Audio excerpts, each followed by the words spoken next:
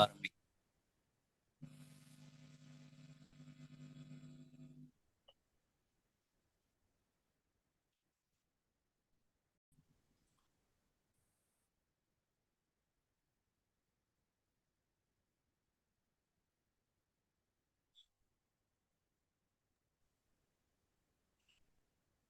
Hallelujah, സ്തോത്രം.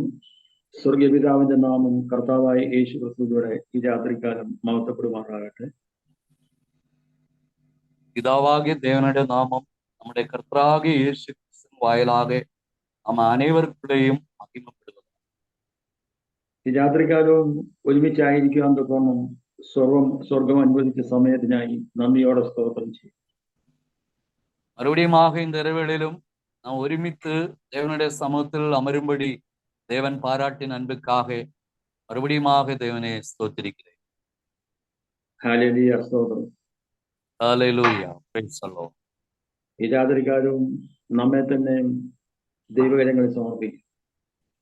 இந்த இரவேளிலும் மறுபடியுமாக நம்முடைய ஆவி ஆத்ம ശരീരത്തെ தேவனுடைய கரத்திலே முற்றிலுமாக நாம் അർപ്പണിപ്പോമോ. ചെറിയൊരു കൂട്ടമായി നാം പല സ്ഥലങ്ങളിൽ ആയിരിക്കുന്നുവെങ്കിലും നമ്മുടെ നടുവിൽ വലിയ ദൂതന്മാരുടെ സാന്നിധ്യവും അതിന്റെ നടുവിൽ നമ്മുടെ സ്വർഗീയപിതാവും കർത്താവായ യേശു ക്രിസ്തുവും ഉണ്ടായിരിക്കുന്നതാണ് ഏറ്റവും മഹത്വകരമായ ആനന്ദം.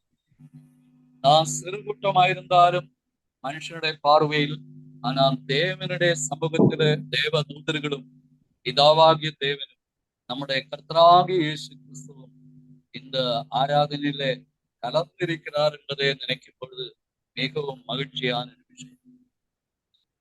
പലപ്പോഴും പല മീറ്റിങ്ങുകളിലും പലരും ചോദിച്ചിട്ടുണ്ട്, കൂട്ടായ്മയിൽ പോകുന്നില്ലേ എന്നൊക്കെ.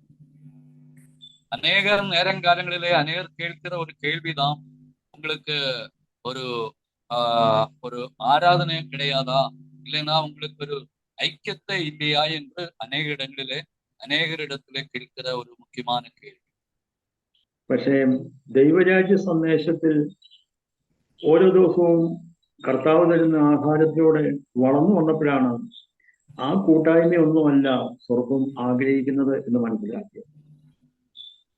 தேவனுடைய ராஜ்யத்துக்குரிய அதை டெய்லி பிரெட் நமக்கு தேவன் அனுதினமும் கொடுக்கும் பொழுது அதை வச்சு பார்க்கும் பொழுது மற்ற இடங்களிலே விஷயங்களையும் ஒப்பிட்டு பார்க்கும் பொழுது தேவன் நமக்கு கொடுக்கிறதான இந்த ஐக்கியம் தேவ സമൂഹത്തിലെ മികവും ഇതായിരിക്കും.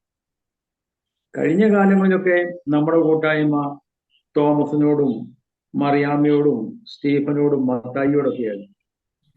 போன நாட்களிலே நம்முடைய ஐக்கியமானது തോമസോടും അതേ മറ്റ് അതേ നബറുകളോട് കൂടെ ആയിരുന്നു. എന്നാൽ യോഹന്നാന്റെ ലേഖനം വായിക്കുമ്പോൾ ഇങ്ങനെയാണ്, ഞങ്ങളുടെ കൂട്ടായ്മയോ അത് പിതാവായ ദൈവത്തോടും കർത്താവായ യേശുവിനോടും. யோவானிலே நாம் வாசிக்கும் பொழுது அந்த இடத்துல ஈவிதமாக தெளிவாக எழுதப்பட்டிருக்கிறது, எங்கள் ஐக்கியமோ பிதாவோடும் அவருடைய குமாரனாகிய கிறிஸ்துவோடும் எங்களுக்கு ஐக்கியம் உண்டு என்று அங்கே தெளிவாக எழுதப்பட்டிருக்கிறது. അതിന്റെ തൊട്ടുമേലെ എഴുതിയിരിക്കുകയാണ്, നിങ്ങൾക്കും ഞങ്ങളോട് കൂട്ടായ്മ ഉണ്ടാകാൻ വേണ്ടിയാണ് ഇത് എഴുതിയിരിക്കുന്നത്. അതിലെ 3-ാം വസനത്തിൽ 1-ാം അധികാരം 3-ാം വസനത്തിന്റെ ആരംഭ പകുതിയെ നാം പഠിക്കും പൊഴുது உங்களுக்கு எங்களோடு ஐக்கியம் உண்டாகும்படி இவர்களை எழுதியிருக்கிறோம் என்பதே அந்த இடத்திலே பார்க்கும். പ്രിയ ദൈവവൈതലേ, നാം നമ്മെ തന്നെ നോക്കുകയാണെങ്കിൽ നമ്മുടെ കൂട്ടായ്മ ഈ വചനത്തിൽ പറയുന്നത് പോലെ കൂട്ടായ്മയാണോ? தேவனுடைய அருமையான பிள்ளைகளே, நம்முடைய ஐக்கியம் இந்த வசனத்திலே எழுதப்பட்டிருக்கிறதான சத்தியத்தின்படியான ஒரு ஐக்கியத்தில் நாம் இருக்கிறதோ என்பதே നമ്മെ സറ്റും അതേ ചിന്തിத்து பார்க்க வேண்டும். തിമോത്തിയോസിന്റെ ലേഖനം വായിക്കുമ്പോൾ പൗലോസ് തിമോത്തിയോസിനോട് കുറേയേറെ കാര്യങ്ങൾ പറഞ്ഞിട്ട് പറയുകയാണ്, ഞാൻ പിതാവായ ദൈവത്തെയും കർത്താവായ യേശു ക്രിസ്തുവിനെയും ശ്രേഷ്ഠ ദൂതന്മാരെയും കൂടെ സാക്ഷിയാക്കി പറയും. தீமோத்தேயுவுக்கு பவுல் நிருபம் எழுதும் பொழுது நம்முடைய பிதாவாகிய தேவனாலும் கர்த்தராகிய இயேசு கிறிஸ்துவையும் அதை சாட்சியாக நிறுத்தி நாம் உங்களுக்கு கட்டளையிடுகிறது என்ன என்றால், യഥാർത്ഥ ദൈവരാജ്യ സുവിശേഷത്തിലൂടെ വീണ്ടും ജനിച്ച ഒരു ദൈവ പൈതൽ എപ്പോഴും ആയിരിക്കുന്ന കൂട്ടായ്മ എന്ന് പറഞ്ഞാൽ ആ സ്വർഗീയ കൂട്ടായ്മയാണ്. உண்மையான தேவனுடைய சத்தியத்தில் இருக்கிறதான தேவனுடைய பிள்ளைகளுடைய வாழ்க்கையில ஆவிக்குரிய ஐக்கியம் என்பது தேவனோடும் அவருடைய குமாரனாய் கிறிஸ்துவோடும் നമുക്ക് ഐക്യം இருக்க வேண்டும். കാരണം ഇന്ന് അനേകരും വീണ്ടും ജനിച്ചു എന്ന് പറഞ്ഞാലും യഥാർത്ഥ വീണ്ടും ജനനം അത് ഏത് മേഖലയിൽ കൂടിയാണെന്ന് നമ്മൾ ശരിക്കും മനസ്സിലാക്കേണ്ടതാണ്. அநேக நேரங்காலங்களிலே அநேகருடைய வாழ்க்கையை நாம் பார்க்கும் பொழுது அவங்க மறுபடியும் பிறந்திருக்கிறார் என்று சொல்லியும், ஆனா அதனுடைய முக்கியமான பங்கு எப்படி அவங்க அந்த மறுபடியும் பிறப்பு அனுபவத்திலே எப்படி இருக்கிறது என்று நம்ம யோசிக்கும் பொழுது அது ரொம்ப கடினமாகத்தான் காணப்படுது. യോഹന്നാന്റെ സുവിശേഷം 20-ാം അധ്യായം വായിക്കുമ്പോൾ 20-31 വായിക്കുമ്പോൾ ഇങ്ങനെയാണ്: ഈ പുസ്തകത്തിൽ എഴുതിയിരിക്കുന്നത് അല്ലാതെ അനേക അത്ഭുതങ്ങളും അടയാളങ്ങളും യേശു തന്റെ ശിഷ്യന്മാർ കാണുക ചെയ്തു. എന്നാൽ യേശു ദൈവപുത്രനായ ക്രിസ്തു എന്ന് വിശ്വസിച്ചിട്ട് അവന്റെ നാമത്തിൽ നിങ്ങൾക്ക് ജീവൻ ഉണ്ടാകാൻ വേണ്ടിയാണ് ഇതെല്ലാം എഴുതിയിരിക്കുന്നത്. யோவான் சுவிசேஷம் 20-ാം அதிகாரத்தினுடைய கடைசி வசனமாகிய 31-ாம் வசனம் வாசிக்கும் பொழுது இயேசு தேவனுடைய குமாரனாய கிறிஸ்து என்று நீங்கள் விசுவாசிக்கும்படியாகவும் விசுவாசித்து அவருடைய நாமத்தினாலே நித்திய ஜீவன் அடையும்படியாகவும் இவர்களை எழுதப்பட்டிருக்கிறது என்று சொல்லி அந்த இடத்திலே அதை நாம் படிக்க முடியும், വാസിக்க முடியும். വീണ്ടും വീണ്ടും ജനിച്ച ഒരു ദൈവവൈതൽ എപ്പോഴും ദൈവവൈതൽ മനസ്സിലാക്കേണ്ട കാര്യം, യേശു ക്രിസ്തു ദൈവപുത്രനാണെന്ന് നമ്മൾ വിശ്വസിക്കണം. மறுபடியும் பிறந்திருக்கிறோம் என்று சொல்லக்கூடிய தேவனுடைய பிள்ளைகளுடைய வாழ்க்கையிலே முதலாவது கவனிக்க வேண்டியது இயேசு கிறிஸ்து தேவனுடைய குமாரன் என்று நம்ப வேண்டும். അതിലൂടെ മാത്രമേ ദൈവിക ജീവൻ നമുക്ക് ലഭിക്കുകയുള്ളൂ. அப்படி ஒரு இயேசு தேவனுடைய குமாரன் என்ற நம்பிக்கை இருந்தால் மட்டும்தான் தேவனுடைய ஜீவன் நமக்குள்ளே வெளிப்பட முடியும். അത് വിശ്വസിക്കുന്നതിലൂടെ അവനെ കൈക്കൊണ്ട് അവന്റെ നാമത്തിൽ വിശ്വസിക്കുന്ന ഏവർക്കും ദൈവത്തിന്റെ മക്കളാകാൻ വേണ്ടി അധികാരം. அவரை ஏற்றுக்கொண்டவர்கள் எத்தனை பேர்களோ அத்தனை பேர்களும் தேவனுடைய பிள்ளைகளாகும்படி தேவன் அவர்களுக்கு அதிகாரம் கொடுத்திருக்கிறார். കാരണം യേശു ക്രിസ്തുവിന്റെ തല സ്വർഗീയ പിതാവാണ്. நம்முடைய கர்த்தராகிய இயேசு கிறிஸ்துவுக்கு ஒரு தலை இருக்கிறது. அந்த தலையானது அது பிதாவாகிய தேவன் தான். അപ്പോൾ തന്നെ കർത്താവായ യേശു ക്രിസ്തുവിനെ കുറിച്ച് കൊലോസ്യർക്കുള്ള ലേഖനം 2-ാം അധ്യായത്തിൽ പറയുവാണ്, ദൈവത്തിന്റെ സകല സമ്പൂർണതയും ദേഹരൂപമായി വസിക്കുന്നത് കർത്താവായ യേശു ക്രിസ്തുവിലാണ്. கொலோசை நிறுவத்திலே நாம் பார்க்கும் பொழுது கிறிஸ்துவனுடைய எல்லா அது சம்பூர்ணமான வளர்ச்சி, அது கிறிஸ்துவுக்குள்ள தேவனுடைய சம்பூர்ணமான வளர்ச்சி இருக்கிறது என்று கொலோசை நிறுவத்திலே நாம் பார்க்கிறோம். യേശു ക്രിസ്തു ദൈവപുത്രനാണെന്ന് അതിലൂടെ വിശ്വസിക്കുന്ന അവർക്കാണ് ആ ദൈവപുത്രന്മാരാകാൻ കഴിയുകയുള്ളൂ. இயேசு கிறிஸ்து தேவனுடைய குமாரன் என்று விசுவாசிக்கிற ஒரு நபருக்கு மட்டும்தான் தேவனுடைய குமாரன் അല്ലെങ്കിൽ தேவனுடைய பிள்ளையாகும்படி அதிகாரம் இருக்கிறது. കാരണം യോഹന്നാന്റെ സുവിശേഷം 17:3 വായിക്കുമ്പോൾ പറയുവാണ്, ഏക സത്യ ദൈവമായ നിന്നെയും നീ അയച്ചിരിക്കുന്ന യേശു ക്രിസ്തുവിനെയും അറിയുന്നത് തന്നെയാണ് നിത്യജീവൻ. யோவான் சுவிசேஷம் 17-ாம் அதிகாரம் அதிலே 3-ாம் வசனம் நாம் பார்க்கும் பொழுது, ஒன்றான மெய்தேவனாகி உம்மையும் நீர் அனுப்பினவராகிய இயேசு கிறிஸ்துவை அறிவதே நித்திய ஜீவன் என்று அந்த இடத்திலே தெளிவாக எழுதிയിരിക്കുന്നു. ഈ അറിവിലൂടെ ജനിക്കുന്നവർക്ക് മാത്രമേ നിത്യജീവൻ അവകാശിയാക്കാൻ കഴിയുകയുള്ളൂ. இப்படிப்பட்ட வேத வசனத்தின் அடிப்படையான சத்தியங்களுடைய அறிவு நமக்குள்ள இருந்தால் மட்டும்தான் நாம் தேவனுடைய பிள்ளைகளாக மாற முடியும். ഹല്ലേലൂയ. ഹല്ലേലൂയ. പലപ്പോഴും നമ്മുടെ ജീവിതത്തിൽ ആത്മീയ വളർച്ച ഇല്ലാതിരിക്കാൻ കാരണം ഈ വീണ്ടും ജനനം എന്ന് പറഞ്ഞാൽ ഇന്ന് നമ്മുടെ ലോകത്ത് പല മേഖലയിലും വിശ്വാസഗോളങ്ങള് എന്ന് പറയുന്നിടത്തെല്ലാം കേൾക്കുന്നുണ്ട്. എന്നാൽ യഥാർത്ഥ ജീവൻ പ്രാപിച്ചെങ്കിൽ മാത്രമേ ആത്മീയമായി വളരാൻ പറ്റുള്ളൂ, ആത്മീയ കൂട്ടായ്മയും അനുഭവിക്കാൻ കഴിയുകയുള്ളൂ. மறுபடியும் பிறக்கிறது என்று சொல்லி அதை உலகம் முழுதுமாக அதை போதிக்கிறதை நாம் அறிந்து கொண்டிருக்கிறோம். ஆனால் மறுபடியும் பிறப்பது எப்படி என்பது வேத வசனத்தின் அடிப்படையில் பிறக்கிற பிறவி இல்லாவிட்டால் ஒருபோதும் அவங்க தேவனுடைய மக்களாயிருக்கும்படி அவங்களுக்கு அதிகாரம் இல்லை. കാരണം എന്റെ ജീവിതത്തെ ഞാൻ പുറകോട്ട് നോക്കുകയാണെങ്കിൽ യഥാർത്ഥ സുവിശേഷം അറിയാതെ ഒരു സുവിശേഷകനായി പ്രവർത്തിച്ചുകൊണ്ടിരുന്ന ഒരാളാണ്. அதை எங்களுடைய வாழ்க்கையில நான் திரும்பி பார்க்கும் பொழுது உண்மையான ஒரு அதை சத்தியம் தெரியாமல் ஒரு ஊழியக்காரனாக நாங்கள் ஒரு காலத்தில இருந்தது. യഥാർത്ഥ ദൈവരാജ്യ സുവിശേഷം അറിഞ്ഞപ്പോഴാണ് യഥാർത്ഥ സുവിശേഷം ഇതാണല്ലോ എന്ന് മനസ്സിലായി. உண்மையிலே தேவனுடைய ராஜ்யத்தின் சுவிசேஷம் அதை எனக்குள்ளே வரும்பொழுது மட்டும்தான் இதுதான் உண்மையான சத்தியம், இதுதான் உண்மையான அதை சுவிசேஷம் என்பதையும் அறிந்து கொள்ளக்கூடிய பாக்கியம் அதை எனக்கு கிடைத்தது. യഥാർത്ഥ ദൈവരാജ്യ സുവിശേഷം യഥാർത്ഥ സത്യം അറിഞ്ഞപ്പോൾ ഞാൻ ആദ്യം മാനസാന്തരപ്പെട്ടത് യാഥാർത്ഥ്യം അല്ലാത്തൊരു സുവിശേഷം ഞാൻ ചെയ്തതിലാണ് ഞാൻ ദൈവസന്നിധി മാനസാന്തരപ്പെട്ടത്. யதார்த்த சுவிசேஷம் எனக்குள்ள வர்றதுக்கு முன்னாடி வேறொரு சுவிசேஷத்துக்குள்ள நான் இருந்ததுனாலே அந்த சுவிசேஷம் தான் மெய்யான சுவிசேஷம் என்று நான் அதை உணர்ந்து கொண்டிருந்தது. ஆனால் மெய்யான சுவிசேஷம் எனக்குள்ளே வந்த பொழுது நான் ஏற்கனவே தெரிஞ்சிருந்த சுவிசேஷம் அது பொய்யானதென்று எனக்குள்ளே அதை வெளிப்பட்டது. കൊരിന്ത്യർ ലേഖനം 11 അധ്യായത്തിൽ പൗലോസ് പറഞ്ഞു, അത് മറ്റൊരു ക്രിസ്തുവാണ്, അത് മറ്റൊരു സുവിശേഷമാണ്, അത് മറ്റൊരു ആത്മാവാണ്. அப்போஸ்தலனான பவுல் வந்து 2 கொரிந்தியர் 11ஆம் அதிகாரத்திலே நாம் பார்க்கும் பொழுது அங்கே வேறொரு இயேசு, வேறொரு ஆவி, வேறொரு சுவிசேஷத்தை நாம் பார்க்க முடியும். ഞാൻ യഥാർത്ഥ ദൈവരാജ്യ സുവിശേഷം അറിഞ്ഞപ്പോൾ ഞാൻ ആയിരുന്ന മേഖലയെക്കുറിച്ച് ഞാൻ മനസ്സിലാക്കി. உண்மையான சத்தியமான சுவிசேஷத்தை எனக்குள்ளே வந்த பொழுது எனக்குள்ள இருந்த பொய்யான சுவிசேஷம் என்னை விட்டு விலகி போனது. അന്ന് വരെ ചെയ്തുകൊണ്ടിരുന്ന സുവിശേഷവേല എന്ന് പറഞ്ഞുകൊണ്ടിരുന്ന സുവിശേഷവേല ഏതെല്ലാം പ്രവൃത്തികൾ ഉണ്ടായിരുന്നു അതെല്ലാം ഞാൻ ഉപേക്ഷിച്ചു. அன்னைய நாள் வரைக்கும் செய்து கொண்டிருந்த அதே சுவிசேஷ ஊழியங்கள், அதுதான் உண்மை என்று நம்பியிருந்த ஊழியங்கள் அன்னை இருந்து என்னை விட்டு விலகி போய் அதே நானும் அதை விட்டு விலகி வந்தது. യഥാർത്ഥ സുവിശേഷം അറിയുവാൻ തക്കോണം ഒരു കൊച്ചു കുഞ്ഞിനെ പോലെ എല്ലാം ചെയ്തുകൊണ്ടിരുന്ന എല്ലാം ഉപേക്ഷിച്ച് ദൈവസന്നിധിയിൽ മുട്ടുമടങ്ങി.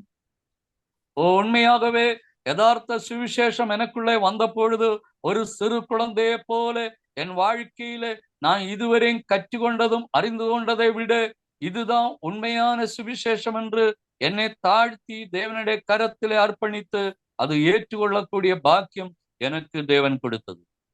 അങ്ങനെ ദൈവസന്നിധിയിൽ മുട്ടുമടക്കിയപ്പോൾ ദൈവം ഓരോ ദിവസവും എന്നെ പഠിപ്പിച്ചു. இவ்விதமாக தேவ சமூகத்தில் முழங்கால் படியிட்டு ஜெபிக்கும் பொழுது தேவன் அந்த சத்தியின் வசனத்தின் மூலமாக என்னோடு பேசவும் அதன் மூலமாக വളരவும் தேவன் கிருபை செய்திருக்கிறார். ഇന്നും എന്തെങ്കിലും ആയോ, എന്തെങ്കിലും ഉണ്ടോ, ഇതൊന്നും പറയാൻ ഒന്നുമില്ല. എന്തെങ്കിലും തന്നെങ്കിൽ അത് കർത്താവായ യേശു ക്രിസ്തുവിൽ ഒരു സ്വർഗീയപിതാവ് തന്നത് മാത്രമേ ഉള്ളൂ. ஆனா இன்னைக்கு தெய்வராஜ சுவிசேஷத்துக்குள்ள இருந்தும் எனக்கு எல்லாமே தெரியும், எல்லாமே எனக்கு புரியும் என்ற அந்த லெவலில் நான் இருக்காமல் இன்னும் தேவனிடத்திலே கற்றுக்கொள்ளும்படியாக தேவ சமூகத்தில் அன்றாட வாழ்க்கையிலே தேவனை நோக்கி ஜெபிக்கிறோம். ദൈവരാജ്യ സുവിശേഷത്തിൽ എന്നെ ഏറ്റവും കൂടുതലും അതിശയിപ്പിച്ചൊരു ഭാഗം കർത്താവായ യേശു ക്രിസ്തുവിന്റെ പ്രവൃത്തിയാണ്. தேவனுடைய ராஜ்யத்தின் சுவிசேஷத்திலே தேவன் என்னை அதிகமாக கவனத்தை கொண்டு போன இடம் அதை கர்த்தராகிய இயேசு கிறிஸ்துவின் ஊழியத்தின் കാര്യങ്ങളെ പറ്റിத்தான். കാരണം കഴിഞ്ഞ കാലങ്ങളിൽ എല്ലാം ചെയ്യുന്ന ഒരു യേശുവിനെയാണ് ഞാൻ കണ്ടോണ്ടിരുന്നതും കേട്ടോണ്ടിരുന്നതും. என்னுடைய வாழ்க்கையிலே போன நாட்களிலே நான் கண்டு கேட்டுக்கொண்டிருந்தது வேறொரு இயேசுவை பற்றித்தான் எனக்குள்ளே வந்து கொண்டிருந்தது. എന്നാൽ യഥാർത്ഥ സുവിശേഷം മനസ്സിലാക്കിയപ്പോൾ ഒന്നും ചെയ്യാൻ കഴിവില്ലാത്തൊരു യേശുവിനെയാണ് അവിടെ കാണിച്ചു തന്നത്. ஆனா உண்மையான சத்தியம் எனக்குள்ளே வந்த பொழுது ஒண்ணுமே செய்ய முடியாத அளவுக்கு அந்த இடத்திலே நாம் என்னை தேவ சமூகத்திலே அர்ப்பணித்தோம். കർത്താവായ യേശു ക്രിസ്തു ഒരു ശരീരമെടുത്ത് ഭൂമിയിൽ വന്നപ്പോൾ കർത്താവായ യേശു ക്രിസ്തു പറഞ്ഞു, എന്റെ ദൈവമേ, നിന്റെ ഇഷ്ടം ചെയ്യാൻ വേണ്ടിയാണ് ഞാൻ വന്നിരിക്കുന്നത്. நம்முடைய கர்த்தராகிய இயேசு கிறிஸ்து இந்த பூமிக்கு வரும்பொழுது அவருக்கு ஒரு சரீரம் தேவையா இருந்தது. அந்த சரீரத்தில் அவர் இந்த பூமியில் சஞ்சரிக்கும் பொழுது அவர் அனுதினமும் ஜெபிக்கிற ஒரு ஜெபம், பிதாவே என்னுடைய சித்தம் அல்ல உம்முடைய சித்தத்தின்படி என்னை நடத்தும் என்று சொல்லி தேவ சமூகத்திலே அனுதினமும் தேவனை நோக்கி ஜெபிக்கிற ஜெபம் இயேசுக்குள்ள இருந்தது. വീണ്ടും യോഹന്നാന്റെ സുവിശേഷം വായിക്കുമ്പോൾ അതിശയിപ്പിച്ച ഒരു ഭാഗമാണ്. കർത്താവായ യേശു പറഞ്ഞു, എനിക്ക് സ്വയേ ഒന്നും ചെയ്യാൻ കഴിവില്ല, പിതാവ് കാണിക്കുന്നതല്ലാതെ പുത്രനൊന്നും സ്വയേ ചെയ്യുന്നില്ല. மறுபடியுமாக யோவான் சுவிசேஷத்திலே நாம் பார்க்கும் பொழுது இயேசு சொல்லுகிற வார்த்தைகளை நாம் கவனிக்க முடியும். இயேசு சொல்றது இப்படி, பிதாவினிடத்தில் எனக்கு சுயவே ஒண்ணுமே செய்ய முடியவில்லை, என் பிதாവ് எனக்கு காண்பிக்கிறபடியே நான் செய்து வருகிறேன், அதை நான் செயல்படுகிறேன் என்று இயேசு சொல்லுகிறதை அந்த இடத்திலே நாம் பார்க்க முடியும். സ്വയമായി പ്രവർത്തിക്കാത്ത ഒരു യേശുവിനെയാണ് ബൈബിൾ പഠിപ്പിക്കുന്നത്.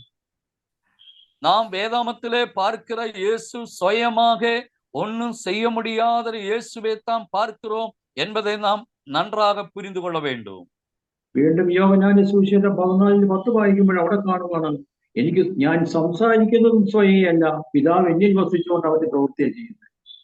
மறுபடியும் யோவான் சுவிசேஷத்திலே நாம் பார்க்கும் பொழுது, நான் சுயமாக ஒன்றும் அதை பேசவில்லை, செயல்படவில்லை, அதை என்னாலே முடியாது என்ற அந்த கருத்தை அந்த இடத்திலும் அதிகமாக இயேசு சொல்லுகிறதை நாம் பார்க்க முடியும். സ്വയം പ്രവർത്തിക്കാൻ കഴിയുന്നില്ല, സ്വയമായി സംസാരിക്കാനും കഴിയുന്നില്ല. சுயமாக பேசவோ செயல்படவோ அவர்களாலே முடியவில்லை என்று இயேசு தன்னை அதே தேவ சமூகத்திலே தாழ்த்தி பேசுகிற வார்த்தைகளை நாம் அறிந்து கொள்ள முடியும். അവിടെയെല്ലാം ദൈവവചനം പറയുന്നത് പോലെ യേശു ക്രിസ്തുവിന്റെ തലയായ പിതാവാണ് കർത്താവായ യേശു ക്രിസ്തുവിനെ പ്രവർത്തിക്കുന്നതും യേശു ക്രിസ്തുവിനോട് സംസാരിക്കുകയും ചെയ്യുന്നു. அந்த இடத்திலே இயேசு சுயமாக எதுவும் செய்யாமல் இருக்கும் பொழுது யார் அந்த இடத்திலே செயல்பட்டார் என்று நாம் வேதத்திலே பார்க்கும் பொழுது, அவருடைய தலையாயிருக்கிற பிதாவாகிய தேவன் கிறிஸ்துவுக்குள்ள இருந்து கொண்டு அவருக்குள்ள இருந்து கொண்டு செயல்படவும் பேசவும் அதை செயல்படவும் செஞ்சதாக வேதத்திலே நாம் அறிந்து கொள்ள முடியும். വേഷത്തിൽ മനുഷ്യനായി ഒരു ശരീരമെടുത്ത് ഭൂമിയിൽ വന്നിട്ട് ഒരു മനുഷ്യൻ എങ്ങനെ ആയിരിക്കണം ദൈവ ഇഷ്ടം ചെയ്യുന്നതെന്ന് തന്നിലൂടെ വെളിപ്പെടുത്തി കാണിച്ചു. இயேசு தம்முடைய பிதாവ് அவருக்கு கொடுத்த சரீரத்தை இந்த பூமியிலே வரும் பொழுது அந்த சரீரத்திலே இருந்து கொண்டு தேவ சித்தத்தை செய்து தேவனுடைய வார்த்தைக்கு அவர் முற்றிலுமாக தன்னை അർപ്പണിக்கிறதாகவும் വേദത്തിലെ നാം അറിந்து കൊள்ள முடியும். പത്രോസിന്റെ ലേഖനം വായിക്കുമ്പോൾ ഇങ്ങനെയാണ്, അവന്റെ കാൽ ചുവടുകളെ പിന്തുടരുവാൻ വേണ്ടി അവൻ നമുക്ക് വേണ്ടി നല്ലൊരു മാതൃക വെച്ചിട്ടുണ്ട്. பேதுருவின் புஸ்தகம் வாசிக்கும் பொழுது அவருடைய காலடிகளை பின்பற்றும்படி ஒரு நல்ல மாதிரிகை இயேசு நமக்கு காண்பித்து விட்டு போயிருக்கிறார் என்பதையும் நாம் நன்றாக அறிந்து கொள்ள வேண்டும். വീണ്ടും ജനിച്ച ഒരു ദൈവ പൈതൽ എപ്പോഴും മാതൃകയാക്കേണ്ടത് കർത്താവായ യേശു ക്രിസ്തുവിനെയാണ്. மறுபடியும் பிறந்த ஓரோ தேவனுடைய பிள்ளைகளும் அதை கிறிஸ்துவே அதை மாதிரிகையாக்கி கொள்ள வேண்டும் என்று வேதத்திலே நாம் அறிந்து கொள்கிறோம். യോഹന്നാന്റെ സുവിശേഷം 1-ാം അധ്യായത്തിൽ പറയുവാണ്, ദൈവത്തെ ആരും ഒരു നാളും കണ്ടിട്ടില്ല, തന്റെ മാറിലിരിക്കുന്ന പുത്രൻ വന്ന് ആ പിതാവായ ദൈവത്തെ വെളിപ്പെടുത്തി കാണിച്ചു. யோவான் சுவிசேஷம் வாசிக்கும் பொழுது அதே பிதாவே அதை ஒருவரும் கண்டதில்லை, அவர் மார்பில் இருந்த ஒரே பேரான குமாரனே அவரை வெளிப்படுத்தியதாக அதை யோவான் സുവിശേഷത്തിലെ നാം പഠിക്ക முடியும். അങ്ങനെ വെളിപ്പെടുത്തി തന്നിലൂടെ സംസാരിക്കുന്നതിലൂടെയും തന്നിലൂടെ പ്രവർത്തിക്കുന്നതിലൂടെയും ആ സ്വർഗീയ പിതാവിനെ വെളിപ്പെടുത്തി കാണിച്ചു. இயேசு கிறிஸ்துவிലൂടെ இயேசுவினுடைய பேசுகிறதையும் செயல்படுகிறதையும் பிதாவாகிய தேவன் செயல்படுகிறார் என்பதை அந்த இடத்திலே வெளிப்படுத்தி காண்பிக்கிறோம். യേശു ക്രിസ്തു സംസാരിക്കുക മാത്രമല്ലായിരുന്നു, പ്രസംഗിക്കുക മാത്രമല്ലായിരുന്നു, യേശു ക്രിസ്തു സ്വർഗീയ പിതാവിനെ വെളിപ്പെടുത്തുകയും കൂടെ ചെയ്തു. இயேசு கிறிஸ்து ஜெபிக்கிறதோ அற்புதம் அடையாளம் செய்கிறதோ போதிக்கிறதோ மட்டுமல்ல, இயேசு தம்முடைய பிதாவே தெளிவாக பிதாவை வெளிப்படுத்தி காண்பிக்கிறதாக வேதத்திலே நாம் பார்க்க முடியும். ഹല്ലേലൂയ. ഹല്ലേലൂയ. നാമും പ്രസംഗിക്കുന്ന ഓരോ വ്യക്തികളും കേൾക്കുന്ന ഓരോ വ്യക്തികളും നമ്മളിലൂടെ കർത്താവായ യേശു ക്രിസ്തുവിനെ വെളിപ്പെടുത്തേണ്ടവരാകും. நான் ஜெபிக்கிற தேவனுடைய பிள்ளைகள், அதை போதனை பண்ணுகிறதான தேவனுடைய பிள்ளைகள், நாம் அதை போதனை கேட்கிற தேவனுடைய பிள்ளைகள், நாம் அனைவருமே அதை கர்த்தராகிய இயேசு கிறிஸ்துவே இந்த பூமியில் வெளிப்படுத்துவதாக மாற வேண்டும். അപ്പോസ്തലൻ പൗലോസ് പറഞ്ഞു, ഞാനല്ല എന്നിൽ ക്രിസ്തു അത്രേ ഇരിക്കുന്നു. அப்போஸ்தலனாയ பவுல் சொல்லும் பொழுது, இனிமேல் நான் அல்ல, எனக்குள்ளே கிறிஸ்துவே வாழ்ந்து கொண்டிருக்கிறார் என்பது அதை பவுல் சொல்லுகிறதை நாம் அறிந்து கொள்ள முடியும். കാരണം അപ്പോസ്തലനായ പൗലോസിലൂടെ വെളിപ്പെട്ടത് മുഴുവനും കർത്താവായ യേശു ക്രിസ്തുവായിരുന്നു. அப்போஸ்தலனான பவுல் மூலம் வெளிப்பட்டது முழுதுமே அதை கர்த்தராகிய இயேசு கிறிஸ்துவே அதை பவுல் இந்த பூமியிலே வெளிப்படுத்தி காண்பிச்சதாக நாம் அறிந்து கொள்ள முடியும். ഗലാത്യരുടെ ലേഖനം 1:15 വായിക്കുമ്പോൾ ഇങ്ങനെ പറയുന്നു. ഗലാത്യ നിരുപം 1-ാം അധികാരം അതിലെ 15-ാം വചനം ഈ വിധமாக ചൊല്ലുகிறோம். എന്നെ വേർതിരിച്ച് തന്റെ കൃപയാൽ വിളിച്ചിരിക്കുന്ന ദൈവം என் தாயின் வயிற்றில் இருந்தது முதல் கொண்டு என்னை பிரித்தெடுத்து தம்முடைய கிருபையினாலே அழைத்த தேவன். തന്റെ പുത്രനെ കുറിച്ചുള്ള സുവിശേഷം ഞാൻ ജാതികളുടെ ഇടയിൽ അറിയിക്കേണ്ടതിന് தம்முடைய குமாரനെ நான் புறജാതിகளிடத்தில் സുവിശേഷമായി അറിയിക്കും പൊരുട്ടാക അവനെ എന്നിൽ വെളിപ്പെടുത്താൻ പ്രസാദിച്ചപ്പോൾ അവരെ எனக்குள் വെളിപ്പെടുത്ത പ്രിയമായിരുന്ന പൊഴുത് അതെ കർത്താവായ യേശു ക്രിസ്തുവിനെ പൗലോസിലൂടെ വെളിപ്പെടുത്തുവാൻ ആഗ്രഹിച്ചപ്പോൾ ദൈവത്തിന്റെ പ്രസാദം വന്നപ്പോഴത്തെ കാര്യമാണ് പറയുന്നത്. கர்த்தராகிய இயேசு கிறிஸ்து மூலமாக பிதாவே இந்த பூமியில் வெளிப்படுத்தும்படியான ஒரு முக்கியமான பகுதியை அந்த இடத்திலே நாம் அறிந்து கொள்ள முடியும். കർത്താവായ യേശു ക്രിസ്തു സ്വർഗീയ പിതാവിനെ വെളിപ്പെടുത്തിയ പോലെ തന്നെ നാമും കർത്താവായ യേശു ക്രിസ്തുവിനെ നമ്മുടെ ജീവിതത്തിലൂടെ, പ്രവൃത്തികളിലൂടെ, സംസാരത്തിലൂടെ വെളിപ്പെടുത്തേണ്ടതാകും. നമ്മുടെ കർത്താവായ യേശു ക്രിസ്തു இந்த பூமியிலே தம்முடைய பிதாவே எப்படியெல்லாம் வெளிப்படுத்தினாரோ அதே போல நாமும் அனைவரும் നമ്മുടെ ക്രിസ്തുവാകി തലയാകിയ ക്രിസ്തുവെ നാൾക്കളിലെ இந்த ഭൂമിയിലെ നമ്മുടെ പേച്ചിലെ, നമ്മുടെ നടയിലെ செயல்கள் മൂലமாக അതേ ക്രിസ്തുവെ നാം വെളിപ്പെടുത്ത വേണ്ടും. അതുകൊണ്ടാണ് യാക്കോബിന്റെ ലേഖനം 3:1 വായിക്കുമ്പോൾ ഇങ്ങനെ പറയുന്നത്, അധികം ശിക്ഷാവിധി വരും എന്നറിഞ്ഞ് നിങ്ങളിൽ അനേകർ ഉപദേഷ്ടാക്കന്മാർ ആകരുത് എന്ന് പറയുന്നു. യാക്കോബിൻ നിരുപം 1-ാം അധികാരം അതിലെ 3-ാം വചനം വാസിക്കുമ്പോൾ அங்கே சொல்லப்படுகிறது, உங்கள் சுவிசேஷத்தின் 3-ാം വചനം 3-ാം വാക്യമാണോ അച്ഛാ? 3:1 സോറി 3-ാം അധികാരം முதல் வசனத்தை வாசிக்கும்போது அங்கே சொல்லப்படுகிறது இவ்விதமாக. அங்கே நாம் பார்க்க முடிகிற ஒரு விஷயம், അധികം ശിക്ഷാവിധി വരും എന്നറിഞ്ഞ് നിങ്ങൾ അനേകർ ഉപദേഷ്ടാക്കന്മാർ ആകരുത്. அதிகம் அக்கினியே அடைவோம் என்று அறிந்து உங்களில் அநேகர் போதகர்களாய் இருப்பீர்களாக. റൈറ്റാ? യാക്കോബ് 3:13 താഴോട്ട് വായിക്കുമ്പോൾ ഇങ്ങനെയാണ്, നിങ്ങളിൽ ജ്ഞാനിയും വിവേകിയുമായവൻ ആര്? അവൻ തന്റെ ജ്ഞാനലക്ഷണമായ സൗമ്യതയോടെ നല്ല നടപ്പിൽ തന്റെ പ്രവൃത്തികളെ കാണിക്കട്ടെ. உங்களில் ஞானியும் விவேகியும் ஆனவர் யார்? அவருடைய நல்ல கிரியைகளினாலே அந்த செயல்பாடுகளை வெளிப்படுத்த வேண்டும் என்று கீழேயுள்ள வசனங்களிலே பார்க்க முடியும். ഹല്ലേലൂയ. ഒരു യഥാർത്ഥ ദൈവ പൈതൽ അവരിലൂടെ കർത്താവായ യേശു ക്രിസ്തുവിനെ വെളിപ്പെടുത്തുന്നവരായിരിക്കും. உண்மையான தேவனுடைய ஒரு மகன் மூலமாக, தேவனுடைய பிள்ளை மூலமாக നമ്മുടെ കർത്താവായ യേശു ക്രിസ്തുവെ, നമ്മുടെ തലയാകിയ ക്രിസ്തുവെ നാം എല്ലായിടങ്ങളിലും എല്ലായിടത്തും വെളിപ്പെടുത്ത വേണ്ടും. അതിലൂടെ നാം മഹത്വപ്പെടുത്തുന്ന മുഴുവൻ സ്വർഗീയ പിതാവിനെയാണ്. അതിലൂടെ മഹിമയെ അടയുന്നത് നമ്മുടെ പരലോകത്തിൻ ദേവന്താ.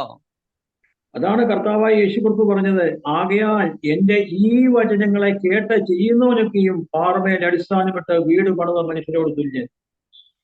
ஆகையினால் இயேசு கிறிஸ்து சொல்லும் பொழுது, என்னுடைய இந்த வசனத்தை கேட்டு அதை வீடு கட்டுகிற பாറமேல் அஸ்திவாரம் போட்டு வீடு கட்டுகிற மனுஷனுக்கு ஒப்பா இருப்பேன் என்று சொல்லுகிறார்.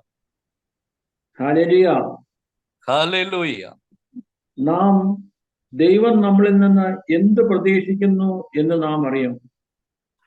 നമ്മുടെ പിതാവാകിയ ദേവൻ നമ്മിടത്തിൽ നിന്ന് എന്നാ വിരുമ്പുகிறார் என்பதையும் നാം அதை നன்றாக അറിந்து കൊള്ള வேண்டும். അതുകൊണ്ടാണ് കർത്താവിന്റെ വചനം പറയുന്നത്, സ്വർഗസ്നായ എന്റെ പിതാവിന്റെ ഇഷ്ടം ചെയ്യുന്നവരാണ് സ്വർഗത്തിൽ പ്രവേശിക്കുന്നത്. அதனால்தான் தேவனுடைய வசனம் ஈவிதமாக சொல்லுகிறோம், பரலோகத்திற்கு என் பிதாவின் சித்தத்தின்படி செய்கிறவனே பரலோக രാജ്യത്തിൽ പ്രവേശിപ്പാനേ അല്ലാമൽ.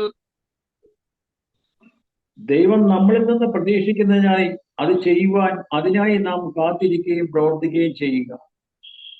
தேவன் நம்மிடத்தில் எதிர்பார்க்கிற விஷயங்களை நம்ம மூலம் செயல்படுத்தும்படி நாம் தேவனிடத்தில் காத்திருக்க வேண்டும். അതുകൊണ്ടാണ് കർത്താവിന്റെ വചനം പറയുന്നത്, മുമ്പേ അവന്റെ രാജ്യവും നീതിയും അന്വേഷിക്കുക, അതോടുകൂടി നിങ്ങൾ ദൈവത്തിൽ നിന്ന് പ്രതീക്ഷിക്കുന്നത് ദൈവഹിതപ്രകാരമുള്ളതെല്ലാം ചേർക്കപ്പെടും.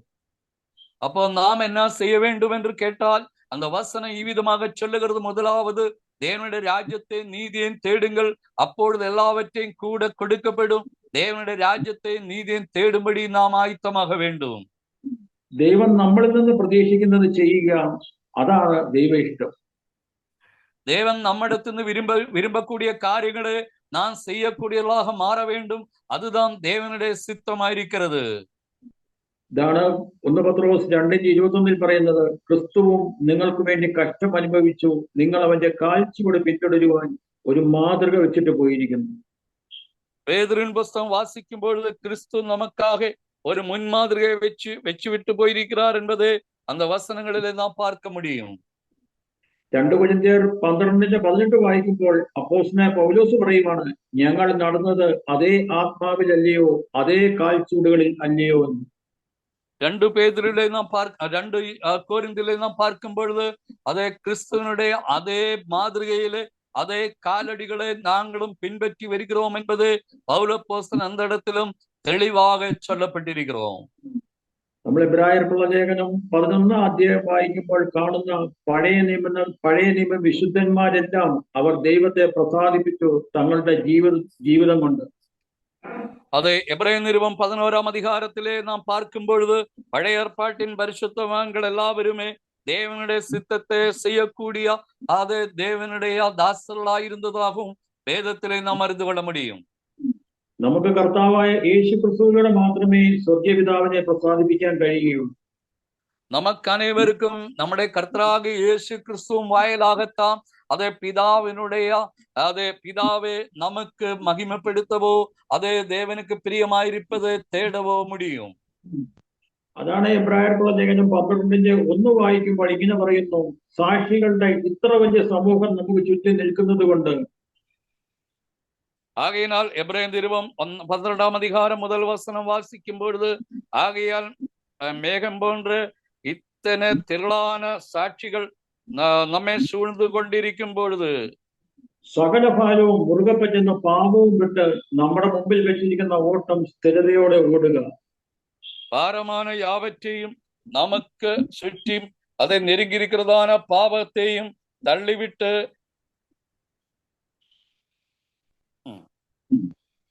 വിശ്വാസത്തിന്റെ നായകനും പൂർത്തി വരുത്തുന്നവനുമായ യേശുവിനെ നോക്കുക.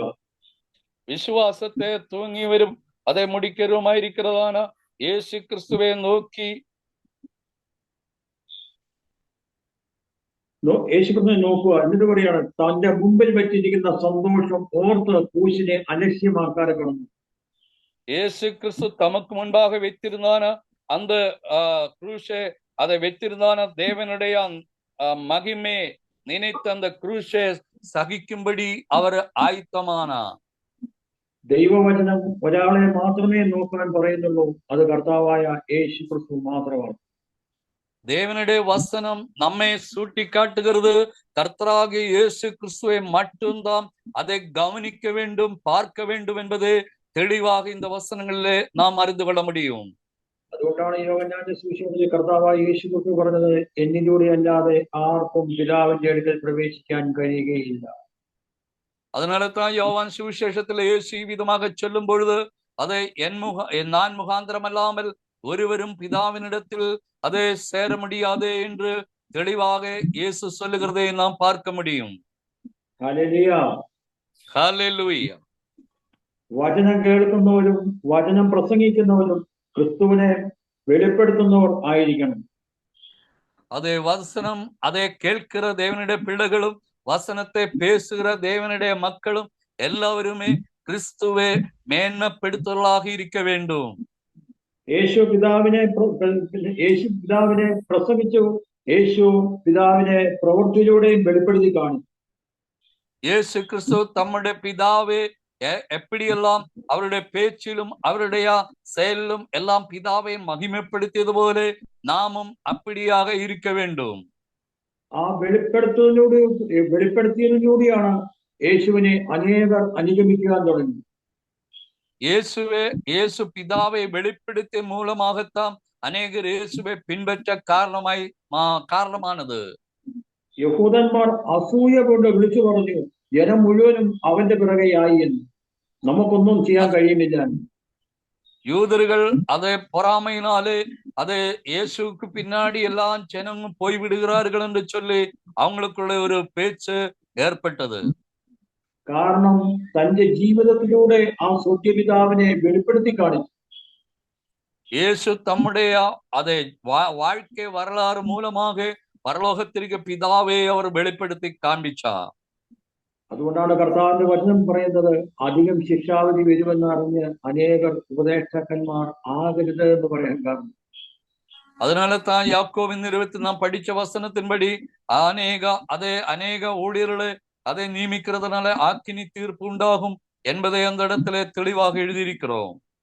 യേശു പ്രസംഗിച്ച സ്വർഗീയ പിതാവിനെ പ്രവൃത്തിയിലൂടെ കാണിച്ചു കൊടുത്തപ്പോൾ അത് ജനങ്ങളെ ആകർഷിച്ചു. ജനങ്ങൾ യേശുവിന്റെ പുറകെ ഒഴുകുവാൻ തുടങ്ങി. இயேசு போதிச்ச பரலோக பிதாவே தன்னுடைய அதை வாழ்க்கை மூலமாக தன்னுடைய செயல்கள் மூலமாக அந்த பிதாவை இயேசு வெளிப்படுத்தினாலே மக்கள் இயேசுவின் பின்னாடியே வந்து கொண்டிருந்ததாக வேதம் சொல்லுகிறது. യഹൂദന്മാർ വിളിച്ചു പറഞ്ഞു, ജനം മുഴുവനും അവന്റെ പിറകെയായി എന്ന്. ஆனா யூதர்கள் இயேசு மேல் பொறாமை கொண்டு இந்த ஜனம் எல்லாம் இவர் பின்னாடி ஓடிக்கொண்டிருக்கிறது சொல்லி அவங்களுக்கு ஒரு பொறாமை ஏற்பட்டது. കർത്താവായ യേശു ക്രിസ്തു പറഞ്ഞു, എന്നെ കണ്ടവൻ പിതാവിനെ കണ്ടിരിക്കുന്നു. அதனால் கர்த்தராகிய இயேசு கிறிஸ்து விதமாக சொல்லுகிறான், என்னை பார்த்தவன் என் பிதாவை பார்த்திருக்கிறார் என்று சொல்லுகிறோம். കർത്താവ് പറഞ്ഞു, എന്റെ പ്രവൃത്തിയെ നോക്കാൻ പറഞ്ഞു. கர்த்தராகிய இயேசு கிறிஸ்து சொல்லும் பொழுது என் கிரியைகளை நீங்கள் பாருங்கள் என்று தெளிவாக இயேசு சொல்லுகிறதை நாம் பார்க்க முடியும். അപ്പോസ്തലൻ പൗലോസ് പറഞ്ഞു, അപ്പോസ്തല പ്രവൃത്തി വായിക്കുമ്പോൾ ഇങ്ങനെയാണ്, അവിടെ യെരൂശലേമിലേക്ക് പോവുകയാണ്, ഇനി എന്റെ മുഖം കാണുകയെന്ന് പറഞ്ഞപ്പോൾ ആ ജനം മുഴുവനും പൗലോസിനെ യാത്രയാക്കാൻ വേണ്ടി കടൽക്കരയിൽ നിൽക്കുമ്പോൾ അവൻ പറഞ്ഞ വാക്കിനാൽ അവർ അവന്റെ മുഖത്ത് കെട്ടിപ്പിടിച്ച് അവനെ ഉമ്മ കൊടുക്കുന്നതിലൊക്കെ നമുക്ക് വായിക്കാൻ കഴിയും. அது பவுலுடைய அந்த மிஷனரி பயணத்திலே அவர் அந்த ஊரை விட்டு இன்னொரு இடத்துக்கு போகும் பொழுது அவங்க கடற்கரையிலே போய் அதை பவுனுடைய கழுத்தை கட்டி பிடிச்சு அவருக்கு முத்தம் கொடுத்து அவருடைய தேவ சமூகத்துல மிகவும் புலம்பி அழுது தேவ சமூகத்திலே விட சொல்லுகிறதே அந்த இடங்களிலே நாம் பார்க்க முடியும். കാരണം പൗലോസിനെയല്ല, പൗലോസിലൂടെ വെളിപ്പെടുന്ന ആ കർത്താവിന്റെ സ്നേഹമാണ് അവരെ അത്രമാത്രം ദുഃഖമുളവാക്കിയത്. அவங்க பவுலே அல்ல, பவுலுக்குள்ளே இருந்து வெளிப்படுகிறதான கர்த்தராகிய இயேசு கிறிஸ்துவினுடைய அந்த மகிமையான சுவிசேஷத்தினாலே தான் அவங்க வாழ்க்கையில அவ்வளோ மக்கள் பவுலின் மேல அன்பு செலுத்தும்படி அந்த இடத்திலே தயாரானது. യേശു പറഞ്ഞു, ഞാൻ ഭൂമിയിൽ നിന്നെ മഹത്വപ്പെടുത്തി നീ എനിക്ക് ചെയ്യുവാൻ തന്ന പ്രവൃത്തി തികച്ചിരിക്കുകയാണ്. இயேசு சொல்லும் பொழுது, பிதாவே நீர் எனக்கு தந்த கட்டளைகளை இந்த பூமியை நான் நிறைவேற்றியிருக்கிறோம், அதை நீ தந்த உபதேசங்களை நாம் போதிச்சிருக்கிறோம் என்று சொல்லி இயேசு கடைசியாக பிதாவினிடத்திலே எல்லாவற்றையும் ஒப்பு கொடுக்கிறதை நாம் பார்க்கிறோம். പ്രിയ ദൈവവൈതലേ, എന്നെ ഈ നാളുകൾ ഏറ്റവും കൂടുതലും ചിന്തിപ്പിക്കുന്ന ഒരു കാര്യമാണ്, നാം പല സ്ഥലങ്ങളിലൊക്കെ പോയി നാം ദൈവരാജ്യ സന്ദേശങ്ങളെ കുറിച്ചൊക്കെ പറയുന്നുണ്ട്. എന്നാൽ നമ്മുടെ പ്രവൃത്തിയിലൂടെ നമുക്ക് കർത്താവായ യേശു ക്രിസ്തുവിനെ വെളിപ്പെടുത്തുവാൻ കഴിയുന്നുണ്ടോ എന്ന്. அருமையான தேவனுடைய பிள்ளைகளே, பல இடங்களிலும் பல ஊர்களிலும் நாம கடந்து போய் தேவனுடைய ராஜ்யத்தின் சுவிசேஷத்தை அறிவிக்கிறோம். ஆனால் கர்த்தராகிய இயேசு கிறிஸ்துவே நம்மளோட வெளிப்படுத்த எந்த அளவுக்கு நம்ம மூலம் அதை கர்த்தராகிய இயேசு கிறிஸ்து இந்த பூமியில் வெளிப்பட்டு இருக்கிறது என்பதையும் நான் சற்றும் கவனிக்க வேண்டும். ഹല്ലേലൂയ. അതുകൊണ്ടാണ് കർത്താവായ യേശു ക്രിസ്തുവിനെ കുറിച്ച് ഫിലിപ്പിയർക്കുള്ള ലേഖനം വായിക്കുമ്പോൾ പറയുവാണ്, അവൻ ദൈവരൂപത്തിലിരിക്കെ ദൈവത്തോടുള്ള സമത്വം മുറുകെ പിടിക്കണം എന്ന് വിചാരിക്കാതെ വേഷത്തിൽ മനുഷ്യനായി ഒരു ദാസരൂപം എടുത്ത് തന്നെത്താൻ താഴ്ത്തി. അത് നമ്മ വാസിക്കുമ്പോൾ ഫിലിപ്പിയ നിരുപത്തില് അവർ ദേവനുடைய சாயலாயிருந்தும் தேவனுக்கு சாயலாயிருப்பது கொள்ளையாடின பொருளாக எண்ணாமல் அதை தன்னை தாழ்த்தி அதை சிலுவையின் மரண பரியந்தம் தேவ சமூக தம்மை ஒப்பு கொடுக்கிறத இயேசு கிறிஸ்துவே அந்த இடங்களிலும் நாம் பார்க்க முடியும். ഹല്ലേലൂയ. ഹല്ലേലൂയ. മത്തായിയുടെ സുവിശേഷം 18 അധ്യായം വായിക്കുമ്പോൾ ഇങ്ങനെയാണ്: ആ നാഴികയിൽ ശിഷ്യന്മാർ യേശുവിന്റെ അടുക്കൽ വന്ന് സ്വർഗരാജ്യത്തിൽ ഏറ്റവും വലിയവൻ ആര് എന്ന് ചോദിച്ചു. இயேசுவினிடத்திலே அதே சீஷர்கள் வந்துட்டு இவ்விதமாக கேட்கிற ஒரு கேள்வி, பரலோக ராஜ்யத்தில் அதை யார் பெரியவர் என்பதே ஒரு கேள்வி அவங்களுக்குள்ள எழும்பியது. അവൻ ഒരു ശിശുവിനെ അടുക്കൽ വിളിച്ച് അവരുടെ നടുവിൽ നിർത്തി. ஒரு சிறு குழந்தையை அழைத்து அந்த சீஷர் நடுவிலே நிறுத்தினான். നിങ്ങൾ തിരിഞ്ഞ് ശിശുക്കളെ പോലെ ആയി വരുന്നില്ല എങ്കിൽ സ്വർഗരാജ്യത്തിൽ കടക്കുകയില്ല എന്ന് ഞാൻ സത്യമായിട്ട് നിങ്ങളോട് പറയുന്നു എന്ന് പറഞ്ഞു. நீங்கள் மறுபடியும் சிசுவை போல அதை பறக்காவிட்டால் தேவனுடைய ராஜ்யத்தில் நீங்கள் பிரவேசிக்க முடியாது என்று இயேசு அந்த இடத்துல திட்டம் தெளிவாக சொல்லுகிறதை பார்க்க முடியும். തൊട്ടു താഴെ പറഞ്ഞു: ആകയാൽ ഈ ശിശുവിനെ പോലെ തന്നെത്താൻ താഴ്ത്തുന്നവൻ സ്വർഗരാജ്യത്തിൽ ഏറ്റവും വലിയവനാവും. ஆகையினால் இந்த குழந்தையை போல தன்னை தாழ்த்துகிறவன் பரலோக ராஜ்யத்தில் மிகவும் பெரியவனாக காணப்படும் என்று இயேசு அந்த இடத்திலே சொல்லுகிறதை நாம் பார்க்கிறோம். തൊട്ടു താഴെ പറയുവാണ്: ഇങ്ങനെയുള്ള ശിശുവിനെ എന്റെ നാമത്തിൽ കൈക്കൊള്ളുന്നവൻ എന്നെ കൈക്കൊള്ളും. அந்த கீழே வசனங்களில வாசிக்கும் பொழுது இப்படிப்பட்ட குழந்தைகளை நீங்க ஏற்றுக்கொள்ளுகிறவர்கள் என்னை ஏற்றுக்கொள்ளுகிறார்கள் என்று அந்த இடத்திலே நாம் பார்க்க முடியும். ഇങ്ങനെയുള്ള ശിശുവിനെ പോലെ ഒരുവൻ ആയിരുന്നാൽ അവനിലൂടെ വെളിപ്പെടുന്നത് കർത്താവായ യേശു ക്രിസ്തുവാണ്. இப்படிப்பட்ட ஒரு குழந்தையை போல நாம் மாறிவிடும் பொழுது நம்மளோட வெளிப்படுகிறது நம்முடைய கர்த்தராகிய இயேசு கிறிஸ்துவாயிருக்கும் என்பதை இந்த வசனத்தில் இருந்து அறிந்து கொள்ள முடிகிறது. കാരണം നമ്മുടെ തല ക്രിസ്തുവാണ്. தேவனுடைய பிள்ளைகளே, நம்முடைய தலையானது நம்முடைய கர்த்தராகிய இயேசு கிறிஸ்துதான். അതിലൂടെ മഹത്വപ്പെടുന്നത് മുഴുവൻ സ്വർഗീയ പിതാവാണ്. அந்த கிறிஸ்துவிலൂടെ ക്രിസ്തു നമുക്ക് തലയായിരിക്കും பொழுது நம்மளோட മഹിമപ്പെட വേണ്ടിയത് നമ്മുടെ കർത്തരാകിയ യേശു ക്രിസ്തുதான். കൊരിന്ത്യർക്കുള്ള ലേഖനം 2-ാം അധ്യായത്തിൽ പറയുന്നത് നാമോ ക്രിസ്തുവിന്റെ മനസ്സുള്ളവരാകും. அதனால் கொரிந்து நிறுவம் வாசிக்கும் பொழுது நாம் அனைவரும் கிறிஸ்துவின் மனதுள்ளவர்களாக இருக்க வேண்டும் என்று അതേ அந்த വസനങ്ങളിലെ നാം பார்க்க முடியும். നാം നമ്മെ തന്നെ പരീക്ഷിക്കുകയും നമ്മെ തന്നെ ശോധന ചെയ്യുകയും ചെയ്യുകയാണെങ്കിൽ നാം നമ്മുടെ കർത്താവായ യേശു ക്രിസ്തുവിനെ വെളിപ്പെടുത്തുന്നവരാണോ നമ്മുടെ പ്രവൃത്തിയിലൂടെ? தேவனுடைய பிள்ளைகளே, நாம் നമ്മുടെ தலையாகிய கிறிஸ்துவை எல்லா இடங்களிலும் நாம் வெளிப்படுத்த முடிகிறதா என்பதை நம்மை തന്നെ சற்றும் அதை திரும்பி பார்க்க வேண்டும், அதை பற்றி யோசிக்க வேண்டும். നാം പല സ്ഥലങ്ങളിലും നാം ദൈവരാജ്യ സന്ദേശത്തെ കുറിച്ച് നാം സംസാരിക്കുന്നുണ്ട്. പലരുടെ അടുത്തും നാം സംസാരിക്കുകയും പ്രവർത്തിക്കുകയും ചെയ്യുന്നുണ്ട്. നാം അനേകരിടത്തിലെ പോയി தேவனுடைய ராஜ்யத்தின் சுவிசேஷத்தையும் அதனுடைய രഹസ്യങ്ങളെയും നാം ചൊല്ലിക്കൊണ്ടിരിக்கிறோம். പക്ഷേ നമ്മിലൂടെ നമ്മുടെ തലയായിരിക്കുന്ന കർത്താവിനെ വെളിപ്പെടുത്തിയിട്ടുണ്ടോ? அந்த சுவிசேஷம் வாயிலாக நம்முடைய தலையாரி கர்த்தராக இயேசு கிறிஸ்துவை നമ്മളാലെ വെളിപ്പെടുത്ത முடிகிறதா? കർത്താവായ യേശു പറഞ്ഞു, എന്നെ കണ്ടവൻ പിതാവിനെ കാണും. இயேசு சொல்லும் பொழுது என்னை பார்த்தவன் என் பிதாவை பார்த்து விட்டாய் என்று சொல்லுகிறார். അപ്പോസ്തലൻ പൗലോസ് പറഞ്ഞു, ഞാനല്ല, എന്നിൽ കർത്താവായ യേശു ക്രിസ്തുവാണ് ഇരിക്കുന്നത്. அப்போஸ்தலன் பவுல் சொல்லும் பொழுது இனிமேல் நான் அல்ல, எனக்குள்ளே கிறிஸ்துவே வாழ்ந்து கொண்டிருக்கிறார் என்று சொல்லுகிறார்.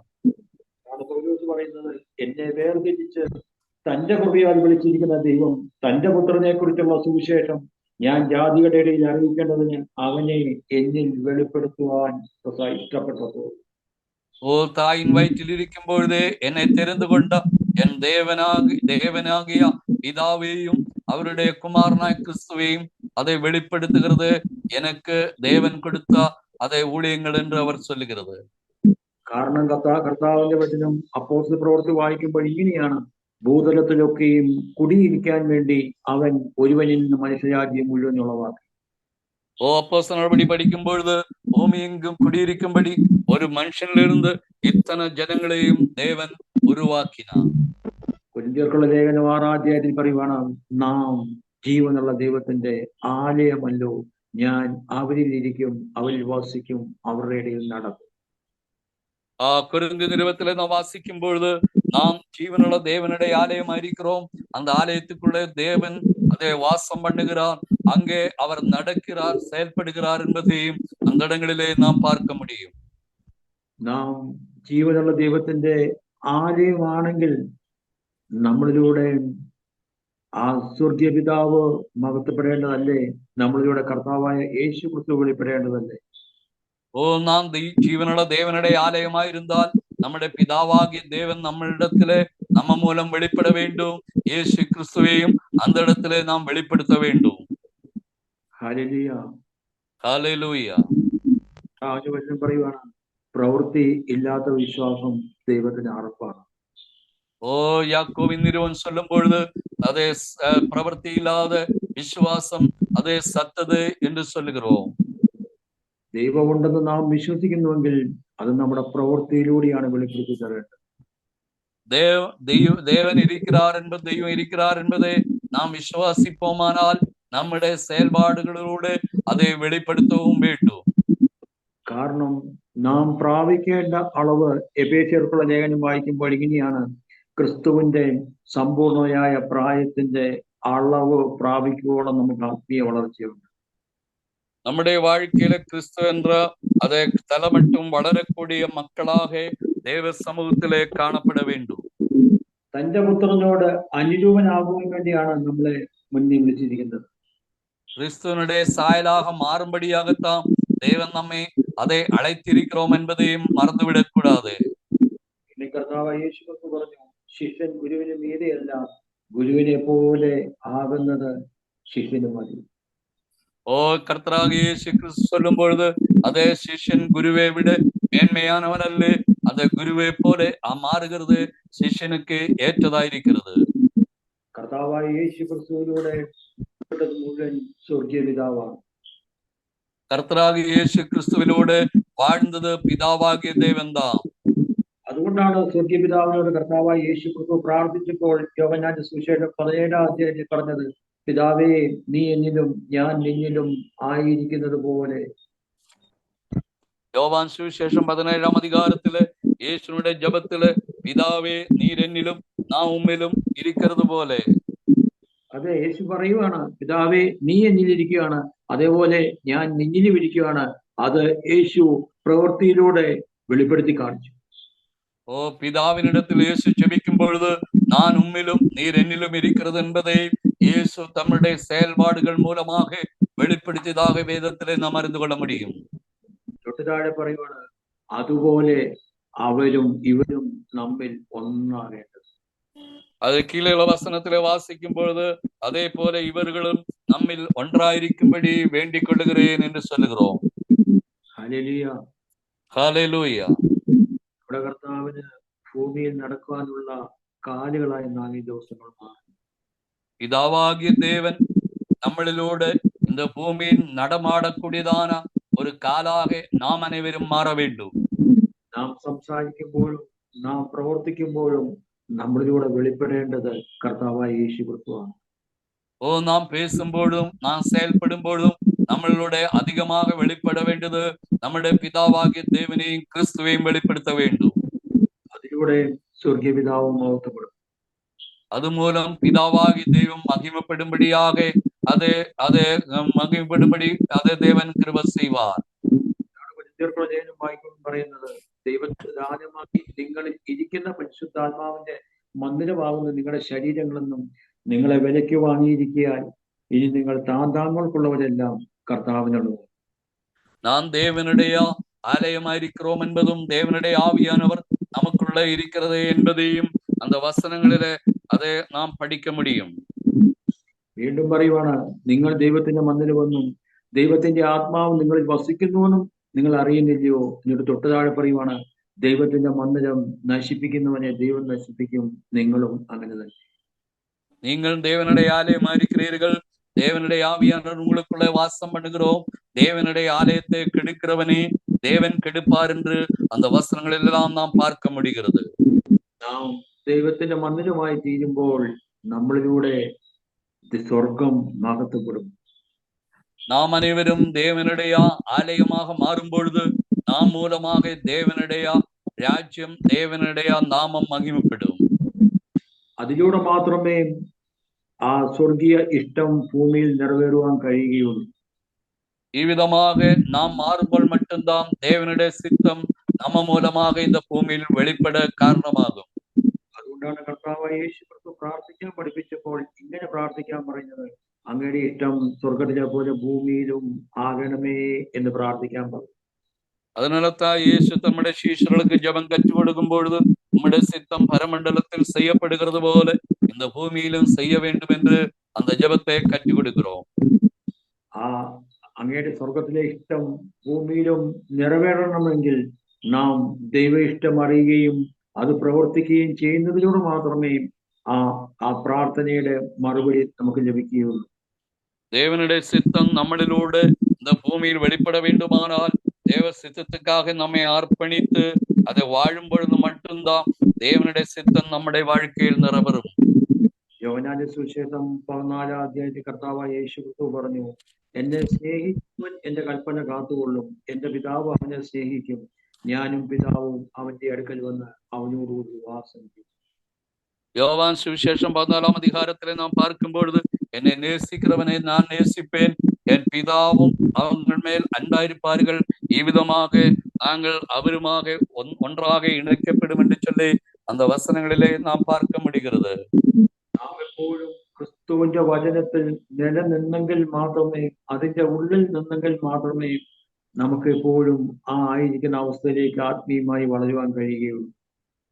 நாம் அனைவரும் கிறிஸ்துவின் உபதேசத்திலே நிலைத்திருந்தால் மட்டும்தான் இப்படிப்பட்ட தேவனும் கிறிஸ்துவுமான ஐக்கியத்தை நமக்குள்ளே அதை വളർന്നു കൊണ്ടിരിக்க முடிகிறது. അതുകൊണ്ടാണ് ഞാൻ 2 യോഹന്നാന്റെ പുസ്തകം വായിക്കുമ്പോൾ ഇങ്ങനെ പറയുന്നത്, ക്രിസ്തുവിന്റെ ഉപദേശത്തിൽ നിലനിൽക്കാതെ അതിര് കടന്നു പോകുന്ന ഒരുവനും ദൈവവുമില്ല, ഉപദേശത്തിൽ നിലനിൽക്കുന്നവനോ പിതാവും പുത്രനും ഉണ്ട്. அதனால்தான் 2 யோவான் 9ஆம் வசனத்திலே விதமாக சொல்லுகிறது, கிறிஸ்துவின் உபதேசத்தில் நிலைத்திராமல் மீறி நடக்கிற ஏவனும் தேவனுடையவனல்லே, கிறிஸ்துவின் உபதேசத்தில் நிலைத்திருக்கிறவனோ പിതാവേയും കുമാരനെയും ഉടയവനായിരിക്കാർ എന്നത്. ദൈവരാജ്യ സന്ദേശം കേൾക്കുന്ന ഓരോ ദൈവ പൈതലും നമ്മളിലൂടെ കർത്താവായ യേശു ക്രിസ്തുവിനെ വെളിപ്പെടുത്തുകയും അതിലൂടെ പിതാവ് മഹത്വപ്പെടുകയും ചെയ്യേണ്ടതാണ്. தேவனுடைய ராஜ்யத்தின் சுவிசேஷத்தை ஏற்றுக்கொண்ட ഓരോ தேவனுடைய பிள்ளைகளும் பிதாவாகிய தேவனையும் அவர் மூலம் நம்முடைய கர்த்தராகிய இயேசு கிறிஸ்துவையும் അതുമൂലം പിതാവാകിയ தேவனையும் இந்த பூமியிலே நாம் வெளிப்படுத்த வேண்டும். അങ്ങനെയുള്ളവരെ കുറിച്ചാണ് യോഹന്നാന്റെ ലേഖനം വായിക്കുമ്പോൾ പറയുന്നത്, ഞങ്ങളുടെ കൂട്ടായ്മയോ അത് പിതാവായ ദൈവത്തോടും കർത്താവായ യേശുവിനോടും കൂടിയാണ്. அப்படிப்பட்ட தேவனுடைய பிள்ளைகளை பற்றி தான் வேத வசனத்திலே சொல்லுகிறது. 1 யோவானிலே எங்கள் ஐக்கியமோ பிதாவோடும் அவருடைய குமாரனாய் கிறிஸ்துவோடும் ஐக்கியமுண்டு என்பது தெளிவாக சொல்லப்பட்டிருக்கிறது. എത്രമാത്രം നമ്മുടെ സ്വയത്തെ തകർക്കപ്പെടാമോ അത്രമാത്രം തകർക്കപ്പെടുന്നതിലൂടെ മാത്രമേ നമുക്ക് ആത്മീയമായിട്ട് വളരുവാനും നമ്മളിലൂടെ കർത്താവായ യേശു ക്രിസ്തു വെളിപ്പെടുവാനും കഴിയുകയുള്ളൂ. எந்த அளவுக்கு நம்முடைய சுயத்தை நாம் அதை இல்லாய்மை பண்ணுமோ அந்த அளவுக்கு தான் தேவன் நம்முடைய மகத்துவம் நம்மளே வெளிப்படுத்தும்படி அவர் தயாராகுவார். യഥാർത്ഥ ശിഷ്യത്വത്തിലേക്ക് നാം വളരണമെങ്കിൽ നാം നല്ലൊരു വില കൊടുത്തെങ്കിൽ മാത്രമേ വളരുവാൻ കഴിയുകയുള്ളൂ. உண்மையான ஒரு சீஷனாயிருக்க வேண்டும் என்று விரும்பினால் அதுக்கு ஏற்றபடியே விலையை நாங்கள் கிரயத்தை நாம் செலுத்த வேண்டியதாயிருக்கிறது. യേശു പറഞ്ഞതിനേക്കാൾ അധികമായി അപ്പനെയോ അമ്മയോ മക്കളെയോ വസ്തുവകയോ വീടോ ഒക്കെ സ്നേഹിക്കുന്നവൻ എനിക്ക് യോഗ്യനല്ല.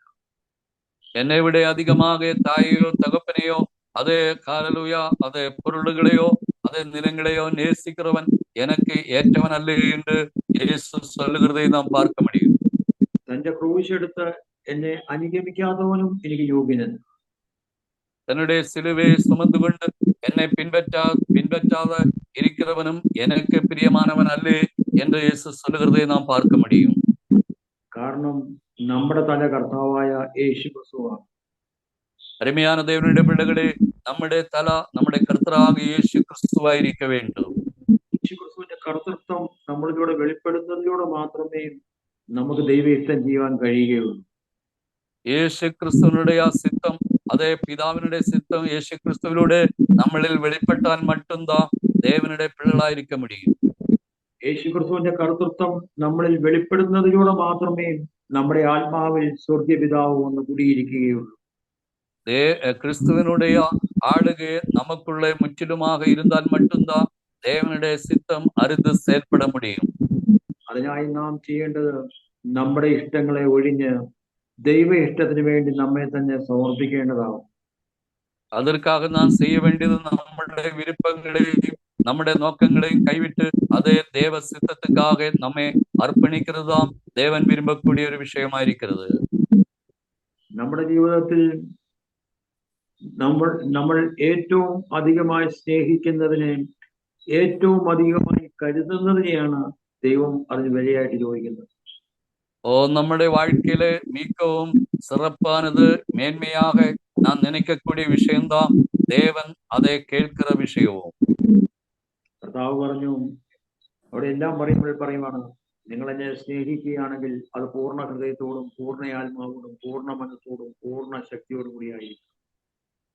நீ கர்த்தராகிய இயேசு கிறிஸ்து சொல்லும் பொழுது, நீங்க என்னை நேசிப்பீர்களானால் முழு மனத்தோடும் முழு பலத்தோடும் முழு ஆத்மாவோடும் முழு அதே பலத்தோடும் என்மேல் அன்பு கூற வேண்டும் என்று വേദവസനത്തിൽ എഴുതിയിരിക്കുന്നത്. അതിലൂടെ മാത്രമേ യേശു ക്രിസ്തുവിന്റെ കർത്തൃത്വം നമ്മൾ വെളിപ്പെടുകയുള്ളൂ. அப்படிப்பட்ட காரியங்கள் செய்யும் பொழுது மட்டும்தான் அவருடைய சித்தம் நம்மளுடைய வாழ்க்கையிலே நிறைவேறக்கூடிய மக்களாக மாற முடியும். പറയുന്നത്, ആകയാൽ ഈ ശിശുവിനെ പോലെ തന്നെത്താൻ താഴ്ത്തുന്നവൻ സ്വർഗരാജ്യത്തിൽ ഏറ്റവും വലിയവനാവും. அதனால தான் மத்தாയി சுவிசேஷத்திலே நான் முதலாவது படித்த வசனத்திலே அதை തന്നെ தாழ்த்துகிறவன், அதை ஒரு குழந்தையை போல തന്നെ அர்ப்பணிக்கிறவன் தேவனுடைய ராஜ்யத்தில் பெரியவனாயிருப்பா. ഇങ്ങനെയുള്ള ശിശുവിനെ എന്റെ നാമത്തിൽ കൈക്കൊള്ളുന്നവൻ എന്നെയാ കൈക്കൊള്ളുന്നു. இப்படிப்பட்ட குழந்தைகளை அதை ஏற்றுக்கொள்ளுகிறவன் என்னை தான் கை கொண்டிருக்கிறோம் ஏற்றுக்கொண்டிருக்கிறோம் என்று இயேசு சொல்லுகிற வசனங்களை நாம் பார்க்க முடியும். ഹല്ലേലൂയ. ഹല്ലേലൂയ. ദൈവവേദിയിലെ നാം ദൈവവചനത്തിൽ നിലനിൽക്കേണ്ടതാവും. அருமையான தேவனுடைய மக்களே, நாம் அனைவரும் தேவனுடைய சத்தியத்திலே வசனத்திலே உறுதியாயிருக்க வேண்டும்.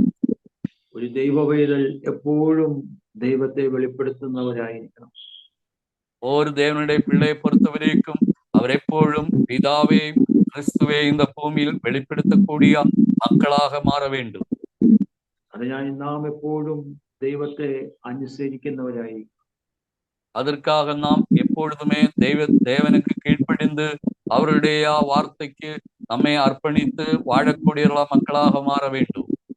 നാം അനുസരണം പഠിച്ച് തികഞ്ഞവരാകണം. നാം കീഴ്പ്പെടുതലെ കറ്റുകൊണ്ട് ദേവ സമൂഹത്തിലെ മുന്നേറി ചെല്ല வேண்டும். യേശു ക്രിസ്തു നമുക്ക് നല്ലൊരു മാതൃക കാണിച്ചു. ക്രിസ്തു നമുക്ക് നല്ലൊരു മാതൃകയെ അത് കാണിച്ച് പോയിരിക്കുകയാ. യേശു ക്രിസ്തു പിതാവിനെ അനുസരിച്ച് നല്ലൊരു മാതൃക വെച്ചിട്ടുണ്ട്. യേശു ക്രിസ്തു നമ്മുടെ പിതാവാകിയ ദേവനിടത്തില് കീഴ്പ്പടിந்து നല്ലൊരു മാതൃകയും നമുക്ക് കാണിച്ചിരിക്കുകയാ. ഇങ്ങനെയാണ് യേശു ക്രിസ്തുവിനെ കുറിച്ച് പറയുന്നത്. യേശു ക്രിസ്തു തന്റെ ഐഹിക ജീവിതകാലത്ത് തന്നെ മരണത്തിന് രക്ഷിപ്പാൻ കഴിവുള്ളവരോട് ഉറച്ച നിലവിളിയോടും കണ്ണുനീരോടും കൂടി അപേക്ഷയും അഭയയാചന കഴിക്കുകയും ഭയഭക്തി നിമിത്തം ഉത്തരം ലഭിക്കുകയും ചെയ്തു. அந்த வசனங்களிலே எபிரேய நிருபத்திலே நாம் வாசிக்கும் பொழுது தேவன் அவருக்கு கொடுத்ததான காரியங்களிலே அவர் உண்மையாயிருந்ததினாலே பயபக்தி நிமித்தம் അതേ മതിൽ കിടക്കുന്നതാகவும் വേദം சொல்லுகிறது. തൊട്ടുതാഴെ പറയുവാണ്, താൻ അനുഭവിച്ച കഷ്ടങ്ങളാൽ അനുസരണം പഠിച്ചു തികഞ്ഞവന്. താൻ അനുഭവിച്ച അതേ കഷ്ടങ്ങളിനാലേ അതേ ക്രിസ്തു കീഴ്പ്പെടുതലെ കറ്റുകൊണ്ടാർ. തൊട്ടുതാഴെ പറയുവാണ്, തന്നെ അനുസരിക്കുന്ന ഏവർക്കും നിത്യരക്ഷയുടെ കാരണഭൂതനായിട്ടു. തമക്ക് കീഴ്പ്പെടുகிற யாவருக்கும் நித்திய രക്ഷയെ உண்டு பண்ணக்கூடியதான കാരണരാக അവർ മാറിവിട്ടാർ. നാം അനുസരിക്കുന്നതിലൂടെ മാത്രമേ കർത്താവായി യേശു ക്രിസ്തുവിന്റെ കർത്തൃത്വം നമ്മളിൽ വെളിപ്പെടുകയുള്ളൂ. നാം കീഴ്പ്പടിയുമ്പോൾ மட்டும்தான் கர்த்தராகிய இயேசு கிறிஸ்துவினுடைய சித்தம் நம்முடைய வாழ்க்கையிலும் நான் செய்ய முடியும். അതിനായി ഓരോ ദിവസവും നമ്മെ തന്നെ ഇല്ലാതാക്കേണ്ടതാകുന്നു. அதுக்காக நாம் ஓரோ நாளும் நம்முடைய வாழ்க்கையிலே தேவனுக்கு பிரியமில்லாத காரியங்களை எல்லாம் முறியடிக்க வேண்டும். അപ്പോസ്തലൻ പൗലോസ് പറയുവാണ്, ഞാൻ ദിനംതോറും മരിക്കുകയാണ്. அப்போஸ்தலன் பவுல் சொல்லும்பொழுது அனுதினமும் என்னை கொல்லும்படியாக என்னை அர்ப்பணிக்கிறேன் என்று. ഇന്നലെ നാം മരിച്ചത് കൊണ്ടായിരിക്കില്ല ഇന്ന് കർത്താവ് യേശുക്രിസ്തുവിന്റെ കർത്തൃത്വം നമ്മളിൽ വെളിപ്പെടേണ്ടത്. നാം ഇന്ന് മരിച്ചത് കൊണ്ടായിരിക്കും. நேற்றே நாம் மரித்ததினாலே அல்ல, இன்னைக்கு நாம் மரிக்கும் பொழுதாம் இயேசு கிறிஸ்துவனுடைய சித்தம் நம்முடைய வாழ்க்கையில் நடவரக்கூடியதான ഒരു കാര്യമായി മാറിവിടുகிறது. അതുകൊണ്ടാണ് എഫേസ്യർ 4:22 പറയുന്നത്, മുമ്പിലത്തെ നടപ്പ് സംബന്ധിച്ച് ചതിമോഹങ്ങളാൽ വഷളായി പോയ ആ പഴയ മനുഷ്യനെ ഉരിഞ്ഞുപേക്ഷിച്ച് കളയും. அதனால்தான் அது எஃபேசியர் நிருபம் 4ஆம் அதிகாரத்திலே முந்தின நடக்கக்கூடிய மோசம் போகும் கதையினாலே கெட்டு போகிற பழைய மனுஷனை நீங்கள் കളഞ്ഞു പോട്ട് എന്ന് എഴുതപ്പെട്ടിരിക്കുന്നത്. പറയുവാണ്, നിങ്ങളുടെ ഉള്ളിലെ ആത്മാവ് സംബന്ധം പ്രാപിച്ച് പുതുക്കം പ്രാപിച്ച് സത്യത്തിന്റെ ഫലമായി നീതിയില് വിശുദ്ധിയില് ദൈവാനുരൂപനായി സൃഷ്ടിക്കപ്പെട്ട ആ പുതിയ മനുഷ്യനെ ധരിക്കണം. உங்கள் உள்ளத்திலே புதுதான ஆவி உடையவர்களாகி மெய்யான நீதியிலும் பரிசுத்தத்திலும் தேவனுடைய சாயலாக சிருஷ்டிக்கப்பட்ட புதிய மனுஷனை தரித்து கொள்ள வேண்டும் என்று പൗലോസ് அந்த இடத்திலே തെളിവാக എഴുതിയിരിக்கிறோம். ആ പഴയ മനുഷ്യൻ ഇല്ലാതാകുന്നതിലൂടെ മാത്രമേ ആ പുതിയ മനുഷ്യൻ നമ്മളിൽ വെളിപ്പെടുകയുള്ളൂ. പഴയ മനുഷ്യൻ നമുക്കുള്ളേ ഇല്ലാமல் പോകുമ്പോഴാം പുതിയ മനുഷ്യൻ നമുക്കുള്ളേ വെളിപ്പെട മുടിയും. എത്രമാത്രം നമ്മുടെ സ്വയം തകർക്കപ്പെടാമോ അത്രമാത്രം നമ്മുടെ സ്വയം തകർക്കപ്പെടുന്നതിലൂടെ മാത്രമേ കർത്താവ് നമ്മളിലൂടെ വെളിപ്പെടുകയുള്ളൂ. எந்த அளவுக்கு நம்முடைய சுயத்தை இல்லாமை பண்ணுவீங்களோ அந்த அளவுக்கு தான் நம்முடைய வாழ்க்கையில அது தேவனுடைய சித்தம் நடக்கக்கூடிய மக்களாக നമ്മെ பயன்படுத்துவார். കർത്താവായ യേശു കൊടുത്തു അത്രമാത്രം താഴ്ത്തി കൊടുത്തത് കൊണ്ടാണ് കർത്താവായ യേശു പറഞ്ഞത്, എനിക്ക് സ്വയം ഒന്നും ചെയ്യാൻ കഴിവില്ല, പിതാവ് കാണിക്കുന്നതല്ലാതെ പുത്രനൊന്നും ചെയ്യുന്നില്ല എന്ന് പറഞ്ഞു. ഓ യേശു ക്രിസ്തു പിതാവുക്ക് മുൻപാകെ എമ്മട്ടുமாக താഴ്ത്തി നിമിത്തമാകത്താം அதை என்னுடைய விருப்பத்தினல்ல, அதை நான் உம்முடைய சித்தத்தை செய்யக்கூடிய மகனாக வருகிறேன் என்று சொல்லி அந்த இடத்துல തന്നെ താഴ്ത്തുகிறதை நாம் பார்க்கிறோம். നാം യോഹന്നാന്റെ സുവിശേഷം വായിക്കുമ്പോൾ ആ ബെത്സേദ കുളക്കടവില് അനേക രോഗികൾ, കുരുടർ, മുടന്തർ, നാനാവ്യാധിയിൽപ്പെട്ട അനേക രോഗികൾ കിടക്കുന്നതിനടുത്ത് ദൈവവചനം പഠിപ്പിക്കുന്നുണ്ട്. ഓ ബെത്സേദ அந்த குளத்திலே அநேக வியாதிஸ்தர்கள் അതിൽ ചുറ്റിലും പടുக்கிறതേ നാം பார்க்க முடியும். നാം ഇന്ന് കാണുന്ന ലോകത്ത് കാണുന്ന യേശു ക്രിസ്തുവാണെങ്കിൽ എല്ലാരെയും സൗഖ്യമാക്കുന്ന യേശുവിനെയാണ് കാണുന്നത്. இந்த லோகத்தில் நாம் காணக்கூடிய അല്ലെങ്കിൽ போதிக்கிறதான യേശുവായിരുന്നാൽ എല്ലാവരെയും ഗുണമാക്ക வேண்டும். എന്നാൽ ഒറിജിനൽ കർത്താവായ യേശു ക്രിസ്തു അവിടെ ഒരാളെ മാത്രമേ സൗഖ്യമാക്കുന്നതായിട്ടാണ് വചനം പഠിപ്പിക്കുന്നത്. ஓ மெய்யான இயேசு கிறிஸ்து ஒரு நபரை மட்டும்தான் அந்த இடத்துல സ്വസ്ഥമാക്ക விரும்பினார் என்று அந்த വസനങ്ങളിലെ നാം பார்க்க முடிகிறது. കർത്താവായ യേശു പറഞ്ഞു, പിതാവ് കാണിക്കുന്നതല്ലാതെ പുത്രനൊന്നും സ്വയേ ചെയ്യുന്നില്ല.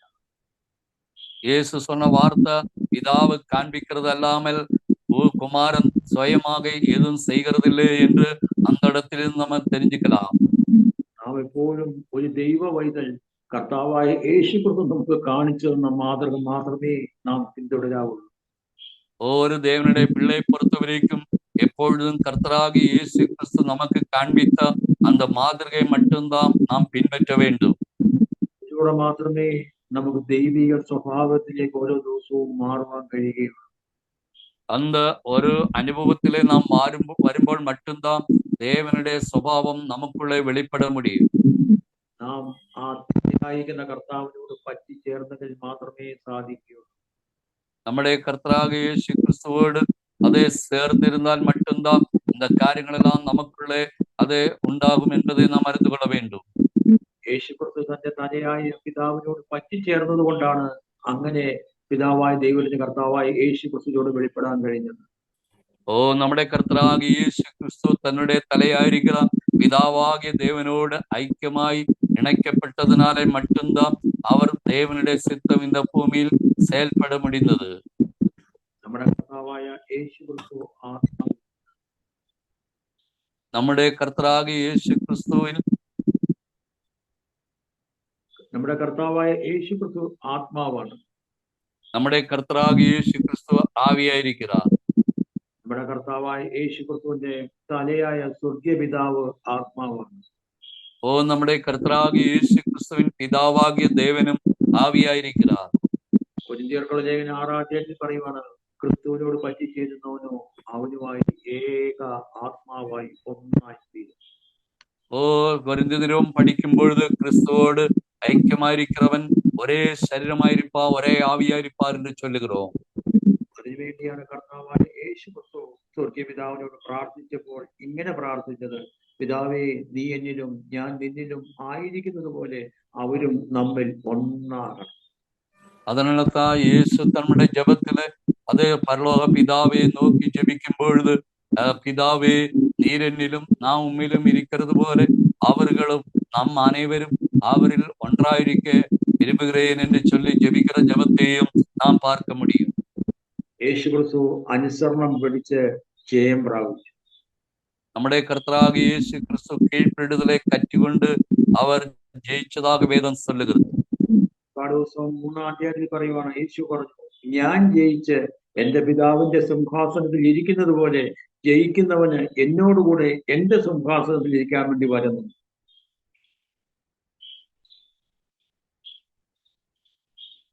ஜெயம் கொள்ளுகிறவன் அதை நான் ஜெயித்தன் பிதாவோடு கூட அவருடைய சிங்காசனத்தில் விற்றிருக்கிறது போல ஜெயிக்கிறவன் ஏவனோ என்னோடு கூட சிங்காசனத்தில் இருக்கும்படி அருள் செய்வேன் என்று அந்த வசனங்களிலே நாம் பார்க்க முடியும். വെളിപ്പാട് ദിവസം അവസാന ഭാഗം വരും പറയുവാണ്, ജയിക്കുന്നവൻ ഇത് ലഭിക്കും, ഞാൻ അവന് ദൈവവും അവൻ എനിക്ക് മകനുമായി. ഓ വെളിപ്പെടുത്തിൻ പുസ്തകം 21-ാം അധികാരത്തിലെ നാം വാസിക്കും പൊഴുത് ജയിக்கிறവൻ എല്ലാവற்றையும் சுதந்தரிப்பா, நான் அவனு பிதாவாயிருப்பேன், அவர் எனக்கு குமாரனாயிருப்பார் என்று சொல்லுகிறோம். ഹല്ലേലൂയ. ഹല്ലേലൂയ. നമുക്ക് നമ്മളെ തന്നെ ശോധന ചെയ്യാം, നമുക്ക് നമ്മളെ തന്നെ പരീക്ഷിക്കാം. കേട്ട വചനം ഓ ഇന്നിരവിളിലെ കേട്ടം അതേ செய்தி மூலமாக നമ്മെ തന്നെ ദേവ സമൂഹത്തില് അതേ ദേവനുടെ കരത്തിലെ അർപ്പണിക്കലാം. നാം ഇന്ന് നമ്മുടെ തലയായിരിക്കുന്ന കർത്താവിനെ വെളിപ്പെടുത്തുന്നവരാണ്. ഓ നമ്മുടെ തലയാകിയ ക്രിസ്തുവെ നമ്മുടെ കാര്യങ്ങളിൽ നാം വെളിപ്പെടുത്തുന്ന പിള്ളകളായിരിக்கிறோமோ என்பதை നമ്മെ സറ്റു பார்க்க வேண்டும். അതിലൂടെ സ്വർഗീയ പിതാവും മഹത്വപ്പെടുന്നുണ്ട്. அது மூலம் தேவனுடைய பரலோக பிதாവ് அது மூலம் மகிமைப்பட காரணமாகும். പ്രിയ ദൈവ പൈതലേ, എത്രമാത്രം നാം ദൈവസന്നിധിയിൽ താഴ്ത്തപ്പെടുന്നു, അത്രമാത്രം താഴ്ത്തപ്പെടുന്നതിലൂടെ മാത്രമേ നമ്മെ പണിയുവാൻ കഴിയുകയുള്ളൂ. தேவனுடைய பிள்ளைகளே, எந்த அளவுக்கு நம்மை தாழ்த்துகிறோமோ அந்த அளவுக்கு தேவன் நம்முடைய வாழ்க்கையில செயல்படவும் നമ്മെ പണിയവും അവർക്ക് കൃപയാകും. യേശു പറഞ്ഞു, എന്നെ കൂടാതെ നിങ്ങൾക്കൊന്നും ചെയ്യാൻ കഴിയില്ല. கர்த்தராக இயேசு கிறிஸ்து சொல்லும் பொழுது என்னை பிரிந்து உங்களுக்கு ஒன்றுமே செய்ய முடியாது என்று தெளிவாக இயேசு சொல்லியிருக்கிறோம். ദൈവകരങ്ങളിൽ നമ്മളെ തന്നെ സമർപ്പിക്കുക. தெருவிலே தேவனுடைய கரத்திலே നമ്മെ സറ്റും അർപ്പണിத்து നാം ജപിக்கலாம். നാം ആയിരിക്കുന്ന അവസ്ഥകളെ ദൈവസന്നിധിയിൽ കാണിച്ചു കൊടുക്കുക. ഓ നാം ഇരിക്കുന്ന ഇടങ്ങളിലെ അതേ സൂഴ്നിലകളെ ദേവനിടത്തിലെ നമ്മെ ഒപ്പുകൊടുത്ത് നാം ജപിக்கலாம். നാം കർത്താവായ യേശു ക്രിസ്തുവിന് കീഴ്പ്പെടുവാൻ ആഗ്രഹിക്കുന്നുവെങ്കിൽ, കർത്താവേ, അങ്ങനെ പണിയണമേ, അതിനായി എത്രമാത്രം താഴ്ത്തപ്പെടാമോ അത്രമാത്രം എന്നെ തന്നെ താഴ്ത്തപ്പെടുന്നുവെന്ന് ദൈവകരങ്ങളിൽ സമർപ്പിക്കുക. ഓ കർത്താവായ യേശു ക്രിസ്തു നമ്മെ പണിയ വേണ്ടുമാനാൽ, നമ്മെ അതേ നമ്മുടെ ഇടത്തിൽ അവർ செயல்பட வேண்டுமானால், இயேசுவே உம்முடைய கரத்தில் என்னை தாழ்த்துகிறோம் என்று சொல்லி தேவனிடத்தில் நம்மை அர்ப்பணிக்க வேண்டும். ഹല്ലേലൂയ. ഹല്ലേലൂയ. അപ്പം ഈ കേൾക്കുന്ന കുഞ്ഞുങ്ങളെല്ലാം അങ്ങയുടെ കരങ്ങൾ സമർപ്പിച്ച് പ്രാർത്ഥിക്കുന്നു. ഇനി കേൾക്കുവാനിരിക്കുന്ന അങ്ങയുടെ കരങ്ങൾ സമർപ്പിച്ച് പ്രാർത്ഥിക്കുന്നപ്പം ആരും നഷ്ടപ്പെട്ടു പോകാതെ ആത്മീയമായിട്ട് വളർന്ന് അങ്ങയെ വെളിപ്പെടുത്തുന്നവരായി തീരുവാൻ തക്കോണം എല്ലാവർക്കും കൃപ കൊടുക്കണമേ. അതിലൂടെ സ്വർഗം മഹത്വപ്പെടുവാൻ ഇടയാകണമേ എന്ന് പ്രാർത്ഥിക്കുന്നു.